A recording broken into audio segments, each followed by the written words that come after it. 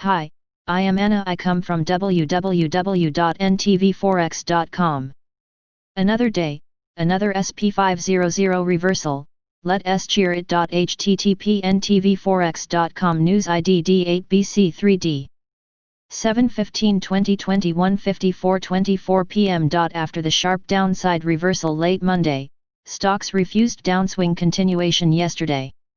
Slowly initially, then ever more forcefully into the closing bell.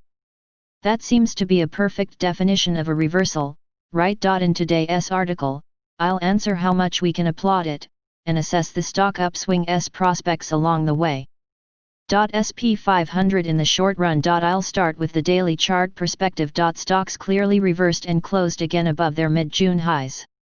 The move happened on solid volume, which works to raise its prospects of success. It's certainly positive for the bulls to see volume on a rising path since the start of July. Let us check next whether the credit markets support the turnaround. The credit markets point of view: high-yield corporate bonds HYG ETF also rose strongly, and on a high volume. That's encouraging, and raises the odds of the move's extension. Having that in mind, the recent consolidation might be getting close to over, and unless today's trading finishes in the red on even heavier volume, the weights remain tilted to the bullish side here. SP500 closing prices black line overlaid on the high-yield corporate bonds to short-term treasuries ratio HYG SHI chart shows that stocks got a little extended relative to this metric. Not outrageously so, but still considering this signal against the momentum of preceding day though, I would put more weight on the momentum. In other words, unless the ratio tanks, stocks aren't likely to suffer a material hiccup. Yes, that means that they're ignoring Monday's California lockdown affecting over 80% of the state's population, altogether 30 counties. This makes for an interesting dynamic though.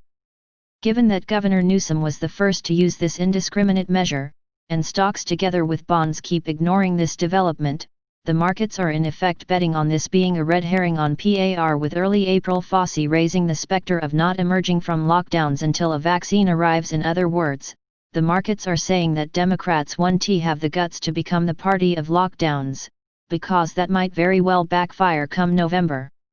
I am not so sure markets are being completely right on this though. Yes, they may come to a certain degree regardless of Trump and his administration not being in the least appetite for them. Ultimately though, it's the governors and mayors who also have their say.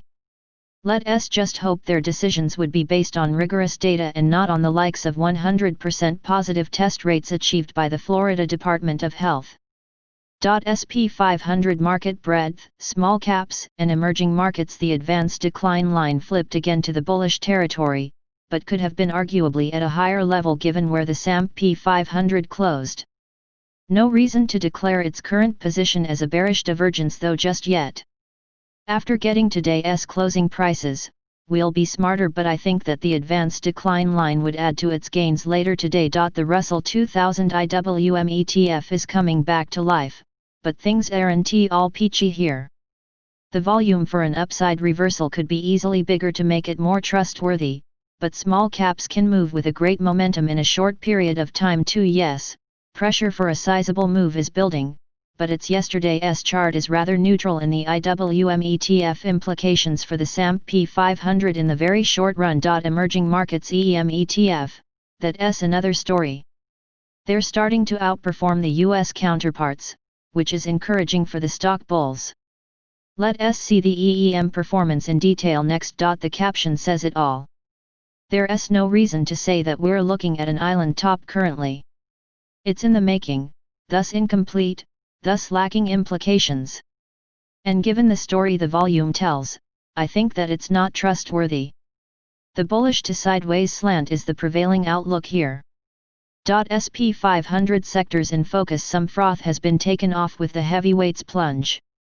Some Tech XLK ETF is still trading inside its steeply rising channel, but it must be noted that in June and July, the swing's magnitude has risen, and the momentum of increases has slowed down. While that doesn't mean that tech is about to move away from its higher highs and higher lows trajectory, it might imply that some degree of consolidation is in its future. Yesterday, it has reversed higher on significant volume instead of keeping the index down for a day longer.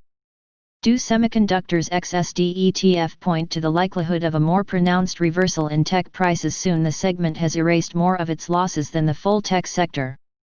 This fact gently tips the scales in favor of both the XLK ETF and SP500 upswing to reassert themselves. With financials XLF ETF coming back to life, they really have quite some catching up to do, and healthcare XLV ETF rising on finely dosed vaccine hype news. This bodes well for cyclicals in general, and naturally for the full index overall. Additionally, such news help to send the USDX into a tailspin, as the risk appetite increases. Summary. Summing up, with Monday's lockdown fears on the back burner now, stocks have reversed much of this week's retreat.